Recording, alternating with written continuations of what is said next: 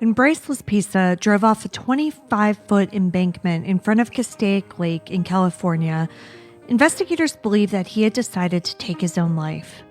After all, his friends had reported that he had been behaving erratically, drinking heavily, and taking drugs. He had given his roommate his Xbox and a pair of diamond earrings that had been gifted to him by his mother.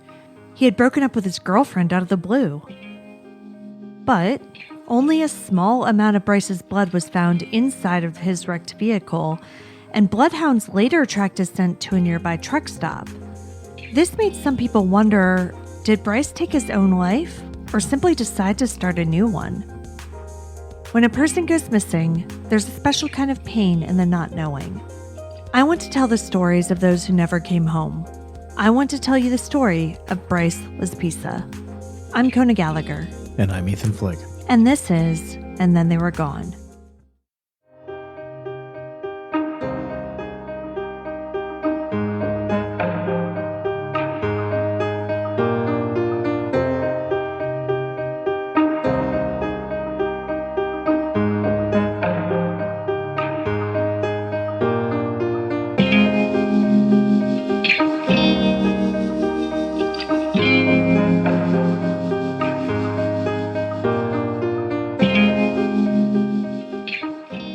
Welcome back, everyone. Welcome back. Our first three-parter. Thank you for joining us once again. Ethan is very surly with me right now. I'm very annoyed. Yes, I understand there's a lot of information with this case, but it's late and he has to work in the morning. And I've already made him redo a hall bathroom. Yeah. I'm tired. I know. I'm sorry. I need to go to sleep. I know. And we will. And we haven't even recorded, one of my shows in several weeks. For those of you who are on our Patreon, Ethan has a show. It's called Unplug from the Darkness. It is a show that talks about mental health issues, and I'll let you describe it. It's your show. I mean, that's it. Okay. Yeah.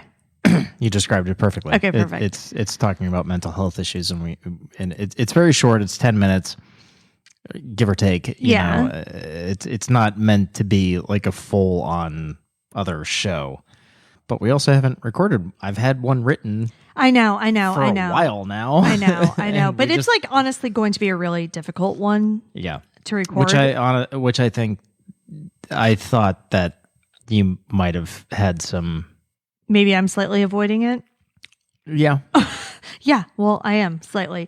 But I'm going to do it, and we're going to do it. And I actually have an idea for the next one. And so I think we can just do two at once.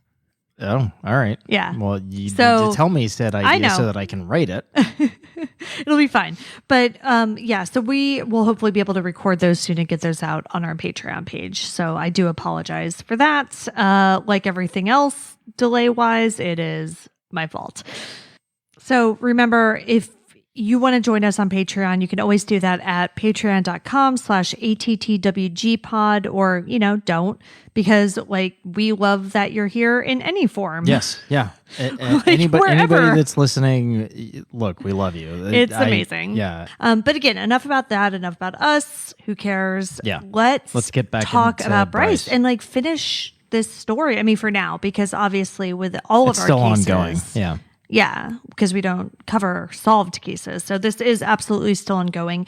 I hope that even though the information I'm about to give in this episode has not been reported on, I do hope that, we will eventually do a part 4. With every case that we have, I hope that we'll eventually be able to do another episode, because we want more information. We want conclusions. We want the families to find peace, the friends, the people who missed, That's the whole point of this podcast. Exactly. Is to bring attention to cases and have the internet sleuths go in, have the armchair detectives go in and investigate, because, if we're talking about these cases, then more than likely the actual detectives have reached a dead end, and there's a whole lot of bureaucratic red tape that they can't cross to get help. Right. but we can. Yeah, and I think also, one of my favorite podcasts that I listen to is the Murder Squad, and with Billy Jensen and Paul Holes, and they talk a lot about like you've just gotta get loud and you've gotta talk about these things, and talking about them and getting publicity is how you get overworked cold case units to pay attention and overworked detectives to pay attention. Yes, and that's also not knocking the detectives or anybody in there, because in those units, because you're right, they are overworked. That they get a huge caseload and they're expected to be a number one solving all of these cases, right. And more often than not they may be cold case detectives, but they're still detectives, so they're probably still taking real, oftentimes, like and again, lifetime cases, right? That it all varies, sure, to jurisdiction or whatever. But look, the bottom line is that in a lot of these cases, we need help. Yeah, and the help doesn't come from anybody other than people that are listening right now. People talk about these cases, talk about these people. Yeah, get their names out, get their pictures out. Yeah. Get the information out there, and maybe it will lead to, like we say at the end of every episode, bringing someone home. Right. So this week we're going to examine the evidence that points to Bryce still being out there somewhere. I left you last week with a Reddit user who calls themselves Anonymous Hooligan and claims to be an insider, basically. They said on the Unresolved Mysteries subreddit, quote, "I can say with certainty that there are issues between Bryce and his family. While Bryce's mother, Karen, is an unrepentant psycho, I am told that Bryce had a tight, borderline codependent relationship with her in the years leading up to his disappearance, but not much is known about their relationship in the final year or so. His relationship with his father, Mike, was at times very tumultuous, as Mike would lose his temper, yell, and scream at Bryce over things as trivial as not understanding how to complete his math homework. I don't know if the relationship was ever physically violent, but there was most definitely a lot of verbal/emotional abuse going on in that household, and not just with Bryce." End quote. Yeah, and I said last episode, we have to take that with a grain of salt. We don't know who this user is, but at the same time, I don't want that user to necessarily think that I'm discrediting them, because, I don't know who they are. I don't know what insider information they have. Right. It does certainly fit. It actually, their information fits more with my theory going into the case, that something was going on at home, and that's why there was so much anxiety and trepidation and hesitation on him going home. Mm-hmm. I don't agree with the angle that he was sitting at a rest stop waiting for drugs. Yeah. Which is something that we talked about a lot last week, right. Which is a very popular theory among several of the Reddit users, that I came across. I think that he was going through a tremendous amount of anxiety about going home, and for whatever reason, he had something that he wanted to tell his parents that was not going to fit with their lives. Whatever it was. Maybe he was quitting school. My first thought was he was gay and wanted to come out. Mm-hmm. There's no evidence of any of that. I have no idea. I'm posturing theories, but it seems to me that there was something keeping him from going home. Yeah, for sure. And then clearly, there's some other issues, because I do agree with there was a possible attempt with him taking his life. Mm-hmm. He didn't walk into the lake. I think that he went off on his own. Yeah, and that's interesting because, briefly, and this isn't, again, we're not really covering the suicide angle in this episode, but walking into a lake and drowning yourself is an exceptionally difficult thing to do physiologically. Yes, your body will not let you actually drown yourself. Yeah. It's possible, but unassisted, without having rocks or cinder blocks or whatever keeping you down, it's really difficult to do that. Yeah. Your body just naturally fights against that so much that it's just incredibly physiologically difficult to do. Yeah. Like that is like one of the hardest ways you can choose to try to end your own life. And so that in and of itself really makes me doubt that theory. And I'll get to more reasons during the course of this about why I also kind of doubt that theory. But yeah, so getting back to this Reddit user that I mentioned, Anonymous Hooligan, they made several posts in this thread. Another excerpt from one of his posts answers a question that I had at the very beginning of part 1 of this series, like the very first question I had, which is, why would somebody go to community college 8 hours away from home? Right. It's not saving you any money. Right. I mean, exactly. Well, I guess it is. I mean, it is compared to like a full-blown college, sure. but you're still driving that distance. Yeah. You have to pay for an apartment. Like the apartment was probably cheaper than living in an apartment in Laguna Beach. Maybe, yeah, probably. But I mean, still, it's not convenient. No, it was a very weird kind of confusing move. And so this person said, quote, Karen and Mike shopped around for what school he would attend, gave him no decision in the matter, and shipped him out when the school year began. End quote. They contend that Bryce's parents exerted control via the things that they bought him. The car, the cell phone, his laptop, etc., and that they had access to all of it. Now, to a degree, we've actually seen that this is the case. His parents had access to his phone, at least to a degree, because, again, he was on their plan, so they were able to get permission to ping his phone very quickly when they filed that missing persons report. They had access to his credit card because they saw what charges he made. And they paid for his car insurance, so when he used that insurance to call roadside assistance, they were immediately notified. Okay, so while I agree with you, yeah, I am also going to play devil's advocate here. He's a 19-year-old kid. While that could fit the narrative of a controlling parent, it could also fit the narrative of a helpful parent. Yes. Providing their child with all of these things. That is 100% correct. And because I didn't have any of that in college. That's fine. Had to do it all myself. Neither Whatever. did I. But I had plenty of friends who were in this exact same situation. Yeah. But those friends, and I can think of one in particular who was my roommate, her parents would actually threaten her they with like, used if it. you, they they absolutely did. They were like, we pay for your car and we can take it away, things like that.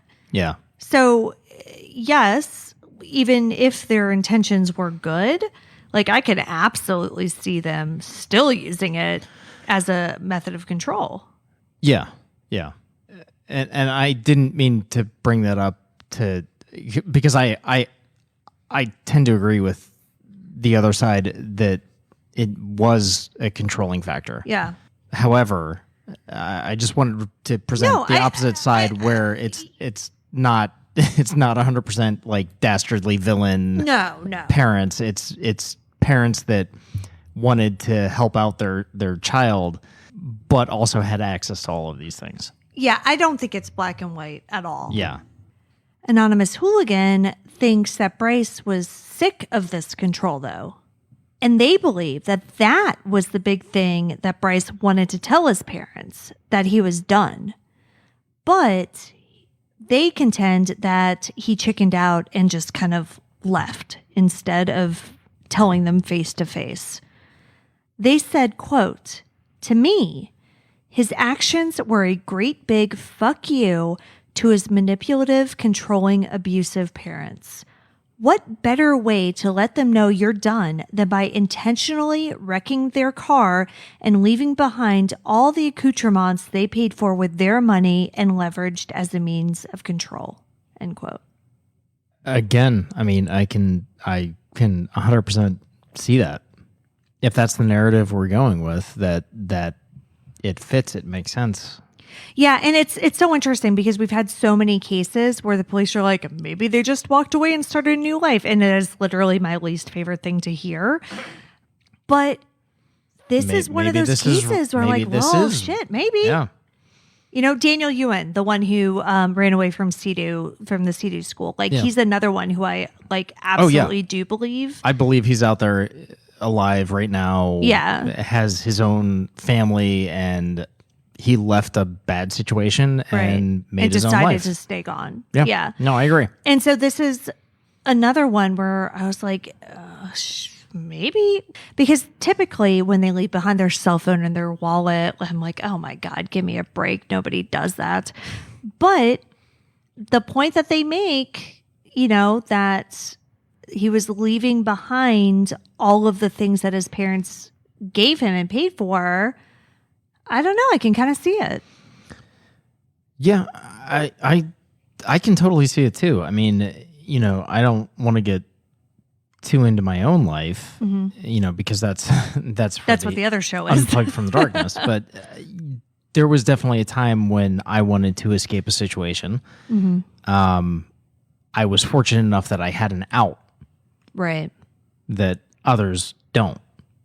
Yeah. So, you know, I can definitely see doing something like that.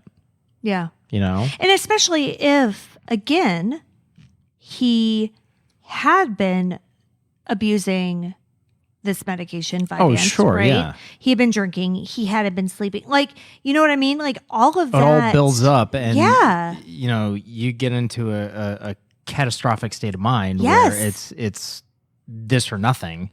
And then an attempt on his life that fails. Right. Then you're left with, I went to the extreme of trying to commit suicide, and it didn't work. Now what? Right. That completely alters your frame of mind. On top of everything, it's compounding. Yeah. So it is very realistic, you know, to have something like this happen where you're freaking out, and you press the gas, you mash the gas, and you go down this embankment, and you're like, I'm doing it, whatever, and it doesn't work, and you wake up, you get out of the car, and you're like, well, fuck. But you still can't go back to the life that you were trying to leave. So maybe you just walk up the road to a truck stop and you disappear. It's totally plausible. I'm not saying that's what happened. Right. I don't know, but it's completely plausible. Many other people believe that Bryce's scent ending at that truck stop indicates that he wasn't spending all that time in Buttonwillow waiting for a drug dealer. Some people think not that what you said, that him walking away was kind of a split-second decision after his attempt to take his own life failed. Some people think that he had planned this from the beginning and that he had actually been waiting for a ride.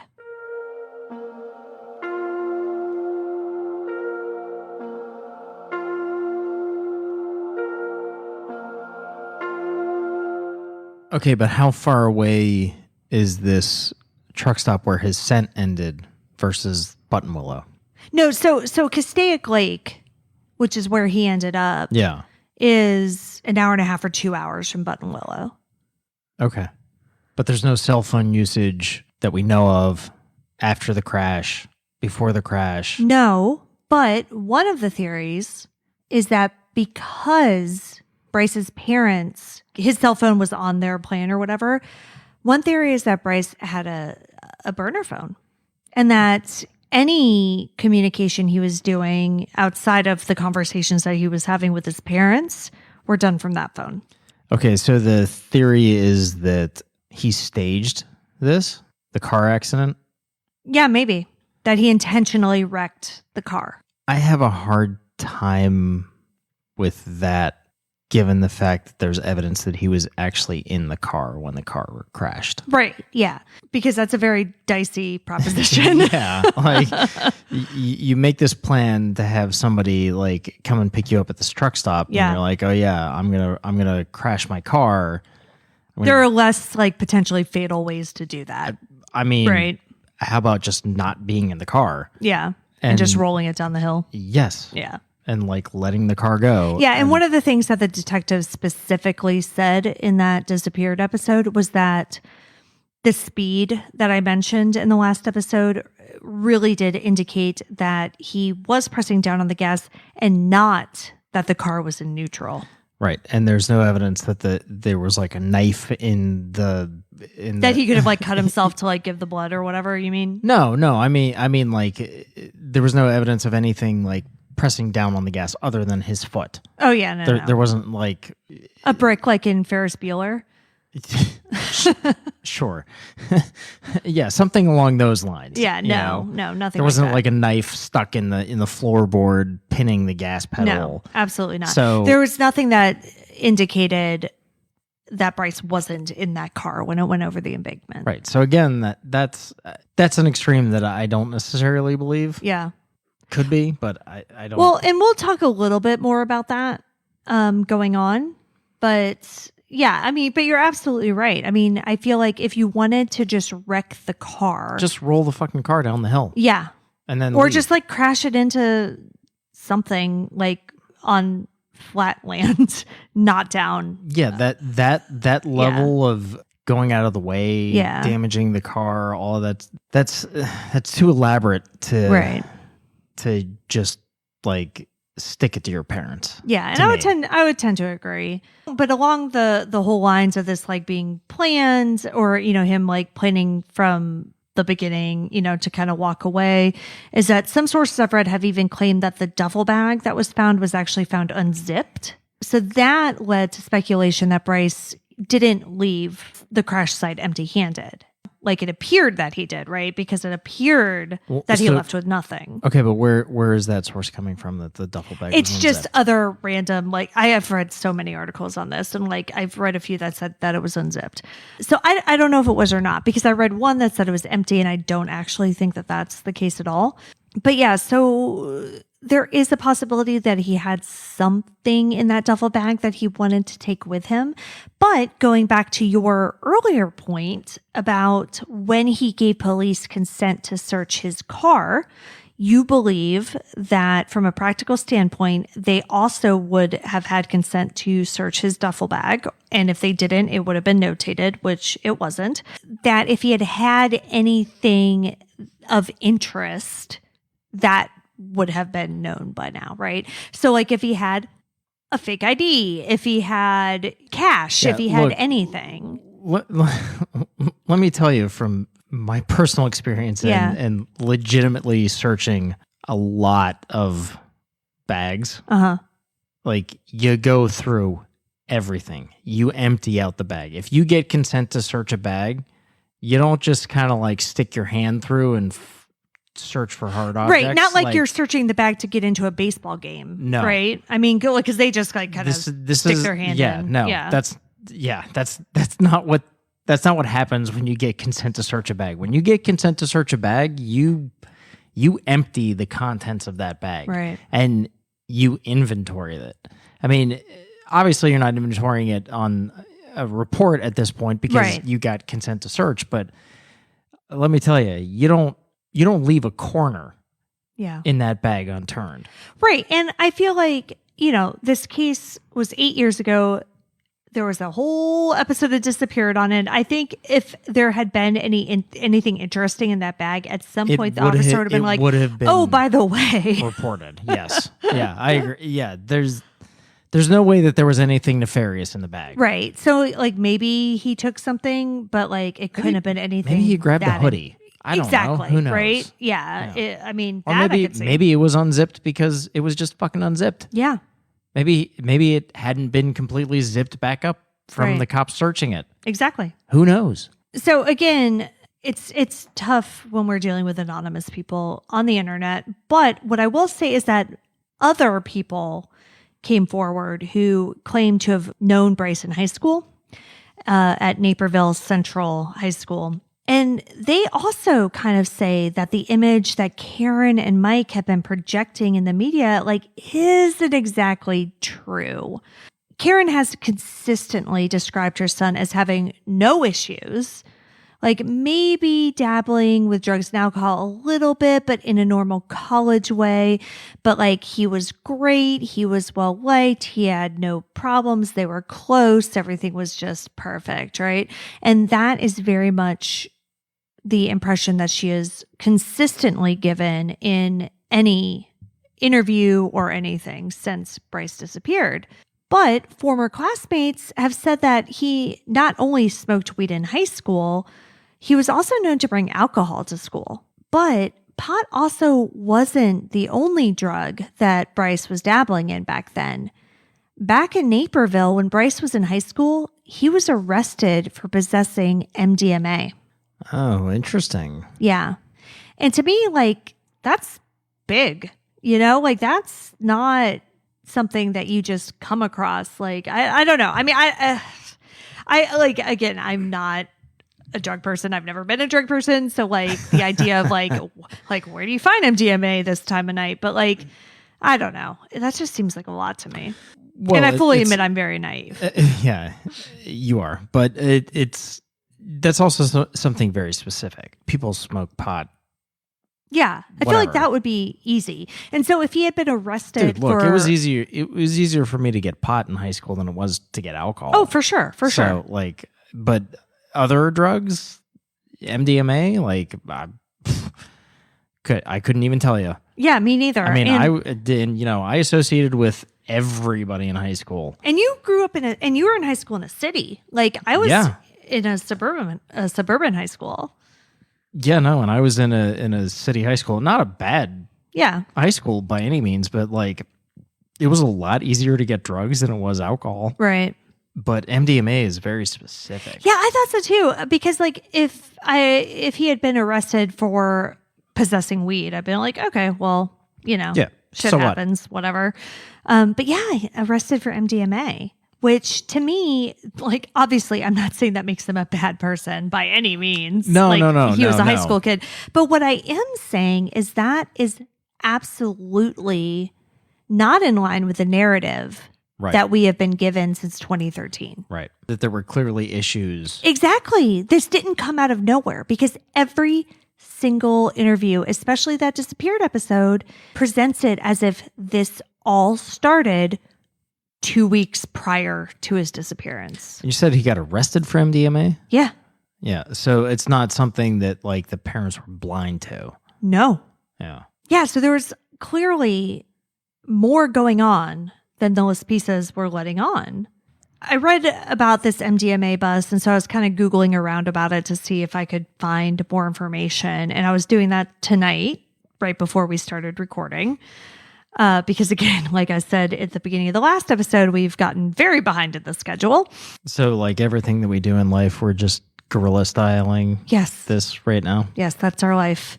And so I was about to leave Reddit and Anonymous Hooligan behind and, move on. Because like those comments that I read about, Karen and Bryce and their relationship, et cetera, those were from like 2 years ago. Really? Her name's Karen? I know. Yeah. I mean, come on. I know. But when I was Googling about this MDMA bust, one of the top results was a different thread on Reddit where Anonymous Hooligan posted again, but this one was from less than a week ago. In this post, they say that they're now able to reveal more information, like they've gotten permission to reveal more information. So my impression when I read this was that this person knew the family, but didn't necessarily know Bryce, because everything they said about Bryce was like very much seemed secondhand. Kind of general information. Yeah. This post that I read said that this MDMA arrest was incredibly embarrassing to Mike and Karen, that they had worked very hard to project this image of having a perfect family. And so when their teenage son got arrested for this drug, they did not react well. And again, I don't think I would react well. Like, I would not react well.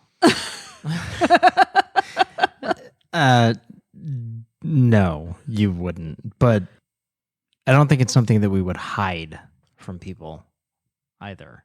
We wouldn't. Yeah, wouldn't you're right. I don't know that we broadcast it, but exactly. we wouldn't go out of our way to hide it. Right. We wouldn't post about it on Facebook. Well, clearly no, because that is embarrassing. But at the same time, we wouldn't.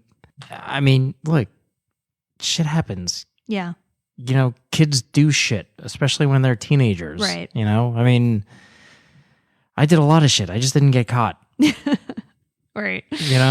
So I think there's just a different temperament and personality and parenting. Yeah.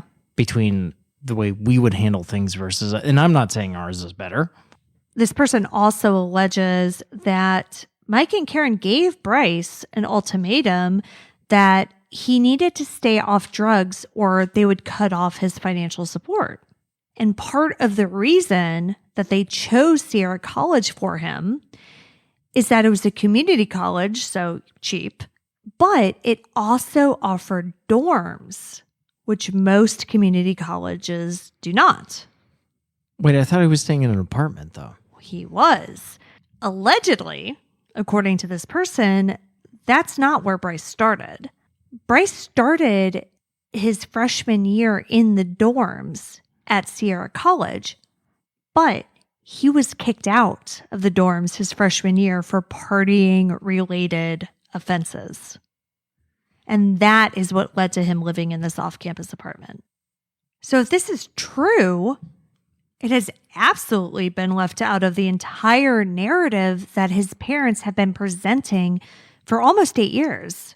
And another thing that has allegedly been left out, it's a big one. In the disappeared episode and in every single article I've read about Bryce's case, he's always referred to as the only child of Karen and Mike Laspisa. In fact, that is how I introduced part 1. That was the very beginning of the episode. I said that he was the only child and that Mike adopted him when he was 2 and we don't know anything about his biological father. Yeah, that's not the case. Anonymous Hooligan said, I'm going to tell you right off the bat that this is the information that has not been covered anywhere else. This person posted this on Reddit a few days ago, but to my knowledge, that is the only public source of this information. So this person, Anonymous Hooligan, said, quote, Bryce Laspisa was not an only child. I repeat, Bryce Laspisa was not an only child. It has not been mentioned yet that Mike Laspisa has a child from a previous marriage who is 5 years Bryce's elder, but there you have it. Bryce's stepsister lived with her mother until her untimely demise at the age of 13. So Bryce's sister's mom died when Bryce's sister was 13. It's worded a little confusingly. And that is when the sister began to live permanently with Mike and Karen. To put it bluntly, Karen horribly abused her, and the resulting mental health challenges, PTSD among others, that arose from the abuse prompted Karen and Mike to kick her out of the home, cut her off financially, and ultimately abandon her at a time in her life when she needed it most. End quote.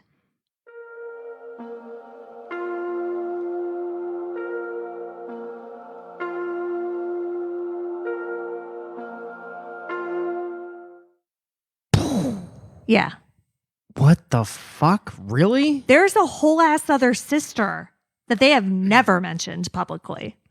Holy shit.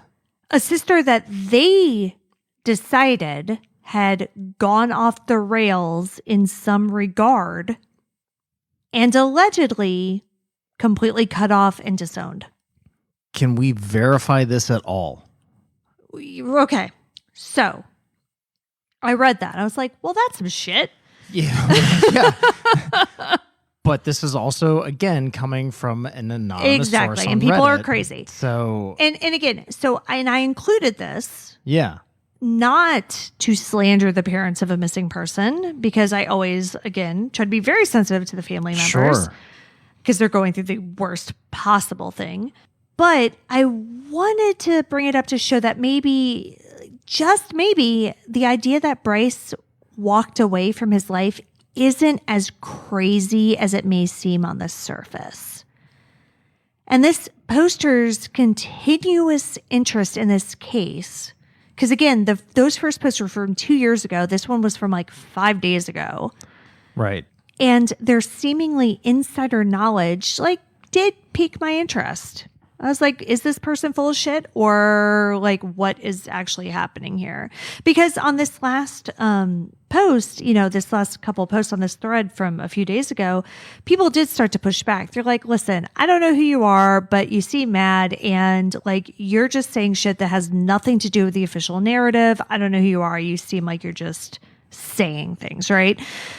So, which is my take. Right, right. But at the same time, I don't want to discredit this person because we don't know. Yeah. So this evening, right before we started recording this, actually, like as we were putting our youngest child to bed, I reached out to Anonymous Hooligan, and they wrote back.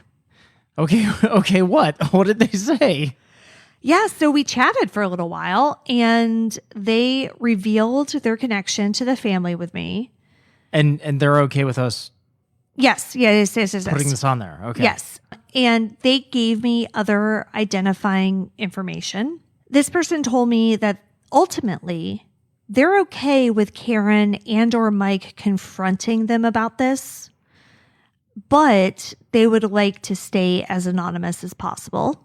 Which I respect, because like, I'm not in the business of doxing people. No, yeah, absolutely. On this podcast, right? Yeah. Like, I'm a realtor who has a fucking podcast. Like, I'm not, like, let's be real. If somebody wants to stay anonymous, I'm going to let them stay anonymous. But I didn't want to, I'm reading all these posts, and I didn't want to talk about them if this person was just some dumbass on the internet, Right. And so I reached out and I was like, hey, especially so after that post about the sister, because I can't remember if it was that post or another one, they said something to the effect of like, if the moderators would like information that backs up my claims, like I'm happy to provide that publicly, but like I'm not going to post it on here, yeah, right? Okay. And so I messaged them and yeah. I was like, hey, listen, do you have anything that could like back up what you're saying about the sister? And they were like, well, I mean, I don't have anything that like backs up the claims of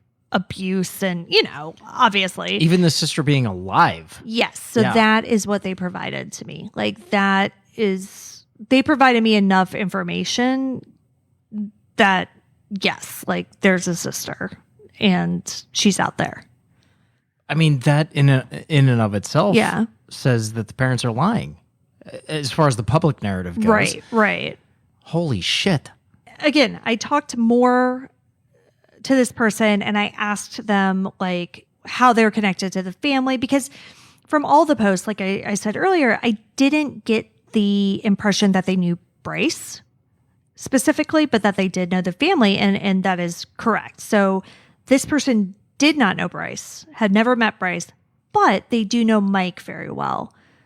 However, they do not know Karen, so all of their knowledge and impressions of her come from the family members that they are connected to.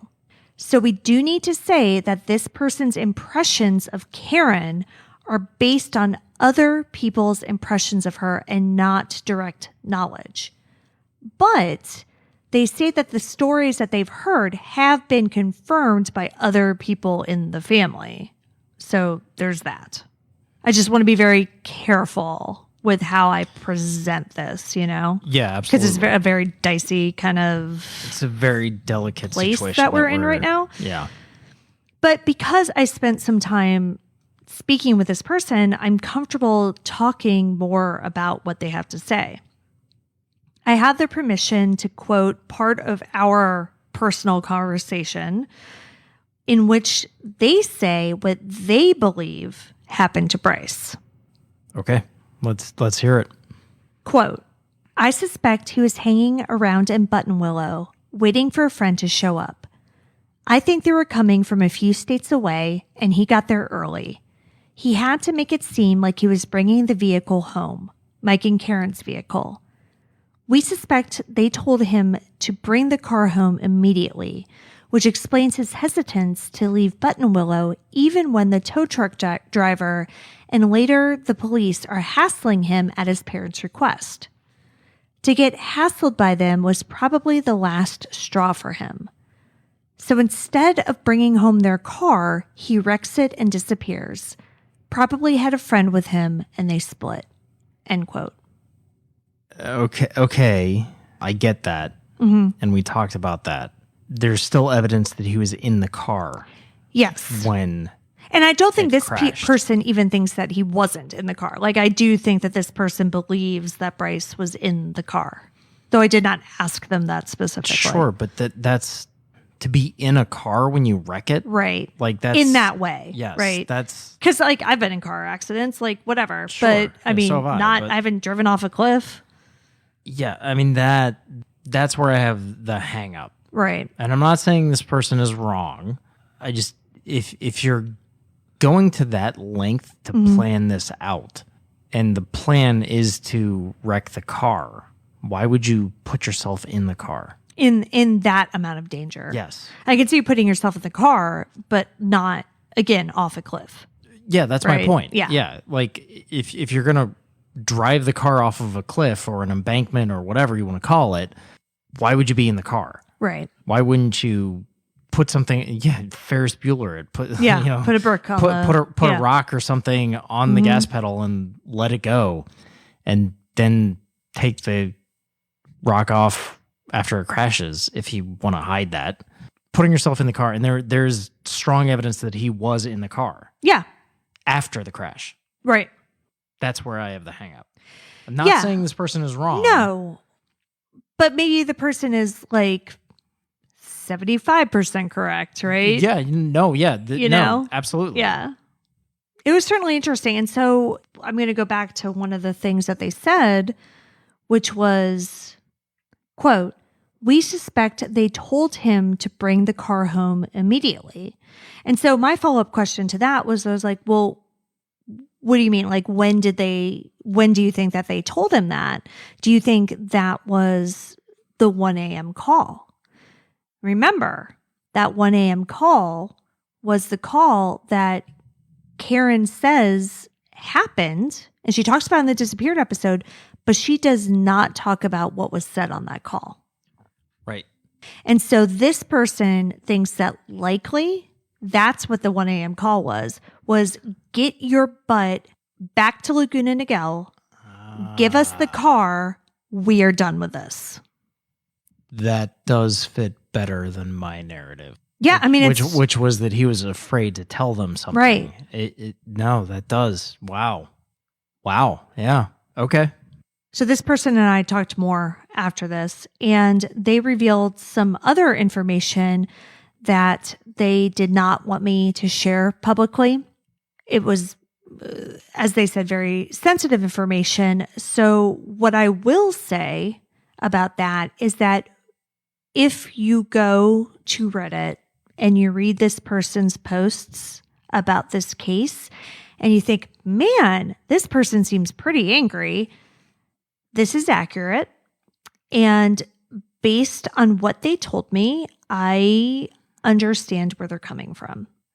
Now, again, I have to say that this person never met Bryce, so they certainly don't have any definitive information on what happened to him after the car accident, but they do not believe that he harmed himself.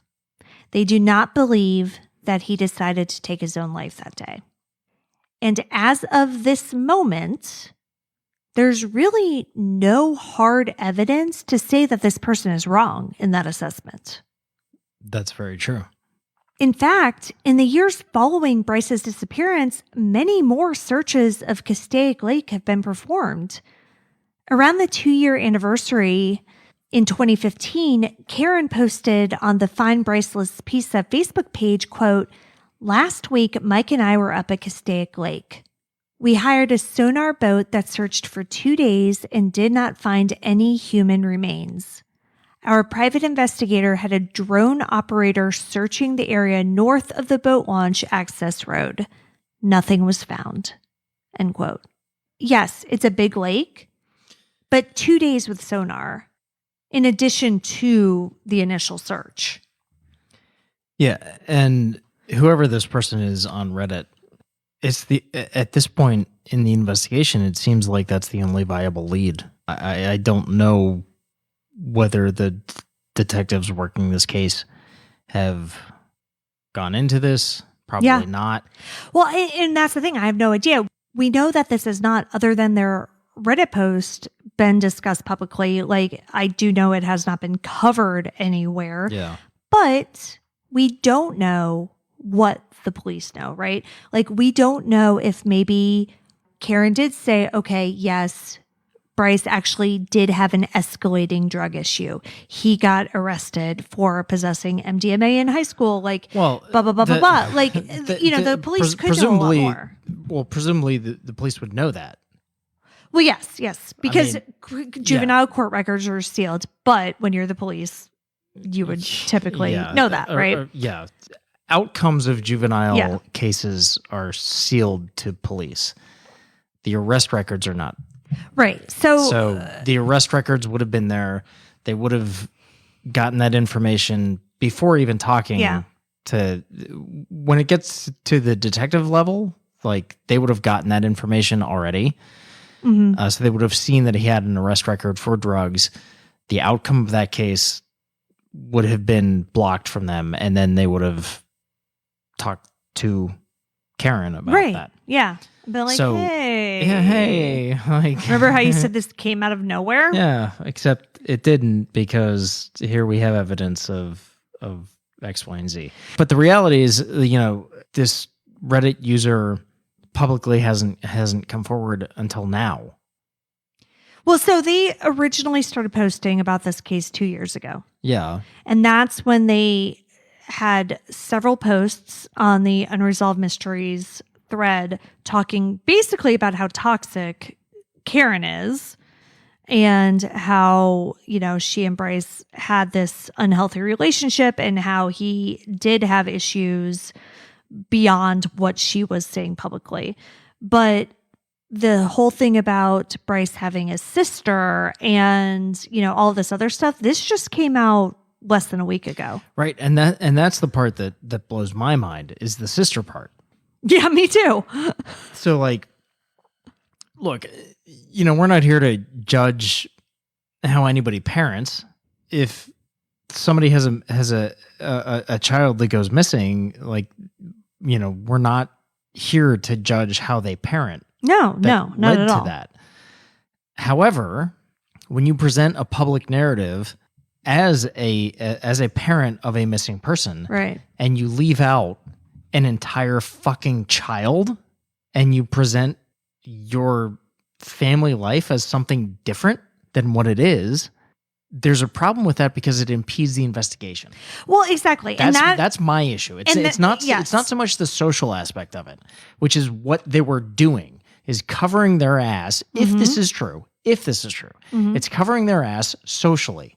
But the problem with that is that it impedes an actual investigation if you are not forthcoming with information, if you truly want your child to be found. Right. And interestingly, 2 years ago, on that original thread that I was talking about, a lot of people are like, I get the impression that Karen, like, not that she had anything to do with Bryce's disappearance, like, not that she did anything nefarious, but they're like, I really get the impression that she's holding something back, that she's not being completely upfront, whatever. And, I obviously, like, I read that. I'm like, I don't like it when we judge moms in these situations. Gotta take it with a grain of salt. I don't love that. Yeah, like, absolutely. I don't like shitty people on the internet. Yeah. But then today I read this whole other ass sister. Oh, by the way, this person refers to the sister as Bryce's stepsister, or I'm sorry, half sister, because it was his dad, Mike's child from a previous marriage. But that's not exactly accurate, because much like Mike adopted Bryce when Bryce was 2 and became his dad, Karen adopted this girl after her biological mother died when she was 13. And Karen became her mom. Wow. So this isn't a situation where you married a guy and he had a child from another marriage and okay, you didn't really have a relationship with them, so why would you bring it up in the disappeared episode? This child came to live with them when she was 13 and Karen adopted her. She was their daughter who lived in their house, who went to the same high school as Bryce. Granted, she's 5 years older than him, so they weren't there at the same time. Sure, but whatever. But they both went to Naperville Central High School. Legacy, yeah. They were a family of 4. But then when they decided that she had gone off the rails or whatever, they cut her off and basically just stopped acknowledging her publicly. So to me, I'm not interested so much in making judgments about that.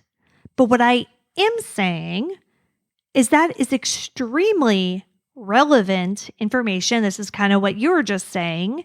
In a case like this. Yes. Because it's pertinent information in the investigation of a missing person. Yeah. Because the public narrative for 8 years has been, this came out of nowhere. He was a happy, well-adjusted kid. We had a great family. We were all very close. But that's not the case. Yeah. And that alters the investigation. Right. And it's not, on a detective level, it's not putting blame on the parent. What it does do is it changes the way you investigate things. Now, to be fair, I do want to say that there's a very good chance that the detectives have known about the sister the entire time. Probably. Right? Probably. And it could be that this actually didn't materially infect the investigation from that could perspective. Also be true. That could also However, any missing persons investigation, as we talk about so often, does need public support. Yes. It needs people keeping an eye out. It needs people keeping an ear out. It needs people coming forward with information that they may have, no matter how insignificant they think it is. So while there is value in not giving every detail of an investigation to the public, sure, the public needs to have a clear enough picture of what was going on.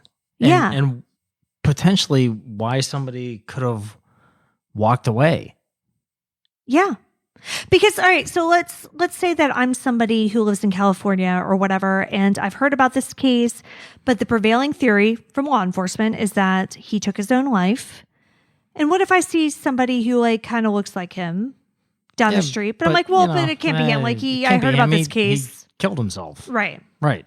I'm not going to call that in. Agreed. Why would I? That would seem crazy. Yeah. No, I agree with you 100%. It changes the narrative of the investigation. And that when I say that, it doesn't necessarily mean that it changes the narrative of how the detectives investigate. Right. What it does is it changes the information that is put out to the public. It changes the information that is needed from the public to help the investigation. Yeah. And that's where it alters. And somebody saving face publicly or social media wise, great, good for you. But if you want to find out where your kid is, you have to put that information out. As bad as it may seem, as damning as it is to you, you can't hide that. And you don't have to go into detail. You can say, like, we didn't have the best relationship, Right. and leave it at that. And leave it as a question mark with the possibility that he walked out on his own to get away from you. Yeah. But if you want to find out where he is legitimately, you have to present an accurate picture of potentially why he left. Not why he left, but if he left on his own instead of committing suicide. Because those are the two options. Right now, the prevailing theory is that he committed suicide, but there's evidence clearly, which we just talked about, that he didn't commit suicide, that he walked away. Yeah. And then there's this whole other shit that they're hiding from the public narrative. Why? Yeah, and I'm all for not airing your dirty laundry in public. Again, you don't have to give every dirty detail. Yeah. But you gotta give something. Mm-hmm. You know, if that's you're doing the investigation, you're doing your son a disservice if you just present this narrative that everything was fine and he was great. Everything was white picket fence. And it came out of nowhere. Suburban life. Because everything was great. And then he just suddenly... In our very first episode, I compared this case to a slow-moving car crash. Yes. And I feel like that's even more true now because it wasn't just August 28th to August 30th when the actual events took place. This had been going on for years. This had been going on since he was in high school. The signs were there that something was going to happen. He got arrested in high school. He got kicked out of his dorm freshman year of college. There were signs. There were signs that stretched over the course of years. And I'm not saying that means the parents could have prevented what happened necessarily, but what I am saying is that you cannot present this as something that came out of nowhere. Right. Yes, exactly. And what it seems like is that whoever this person is providing an actual narrative that retrofitting it makes a whole lot of sense. And what it shows is controlling. It shows the control factor. Right. So Karen and Mike have been controlling what information has been presented in the media. Mm-hmm. And they're very careful about what information gets out. So we are presented with what information they want out there, not necessarily information about what was actually happening, what was actually occurring, and what the mentality of Bryce may have been at the time. It all kind of fits. It shows that Karen and Mike are really fucking controlling. And again, we don't know. Yeah. But there's a whole lot of evidence pointing back at them. And their actions do not specifically directly relate to Bryce's disappearance. Kind of. It kind of does. But we're not bringing this up to blame them. No. But they are clearly impeding the investigation. That's the problem that I have. Yeah. Is that the information that is being put out there is different than what is actually occurring. This is the case that I originally heard about a few years ago or whatever. And my general theory, not having paid much attention, just knowing the basic facts, was that he probably just decided to take his own life, right?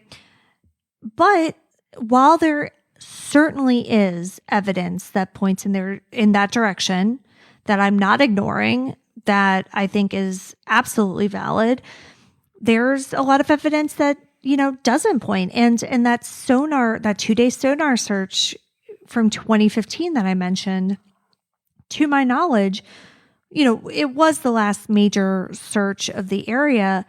But in the intervening years, and again, we're coming up on the 8th anniversary in a few weeks, no further trace of Bryce has been found in that area. And one thing that I found interesting that I hadn't seen reported elsewhere came from an interview that Bryce's roommate Sean gave to Fox 40 less than a week after Bryce's disappearance. In it, Sean said that the last night he saw Bryce, that night that he went to Kim's house, presumably to end their relationship in person, Bryce wasn't planning on coming back to the apartment after. He packed that duffel bag with a few essentials, and according to Sean, quote, he told us he would come back on Labor Day, end quote. To me, it's easy to look at the sudden breakup and his other actions, the giving away the expensive possessions, leaving behind his TV, most of his clothes, et cetera, as signs that he was going to take his own life. But I can also see it as he breaks up with his girlfriend. He gives away these possessions that were bought by his parents or gifted to him by his parents, not because he was going to take his own life, but because he wasn't coming back to this one. And even though he told his roommate Sean that he was going to be back on Labor Day, and even though he was driving toward Laguna Niguel, Bryce apparently hadn't made any plans with his parents to visit that weekend. According to everything that his parents had said, they assumed he was going back to his apartment after Kim's house. But he had already packed before he even left. He had already decided he wasn't going back to that apartment, one way or the other. Now in 2021, with little hard evidence of what actually happened to Bryce, all we're left with is speculation. Police believe that he took his own life and reclassified his case to voluntarily missing. But Bryce's parents still hold out hope that he's out there somewhere. And the person I spoke to tonight also thinks that Bryce is out there, but that he knows exactly who he is, but decided that's not who he wanted to be any longer. There have been multiple potential sightings of Bryce over the years, both in California and in Oregon, with the latest one being in May of 2021, but none have been substantiated. What we do know is that Bryce's fingerprints and DNA are loaded into NamUs, so if he did survive that day at Castaic Lake, it's likely that he is still out there somewhere, living his life in whatever form that may take.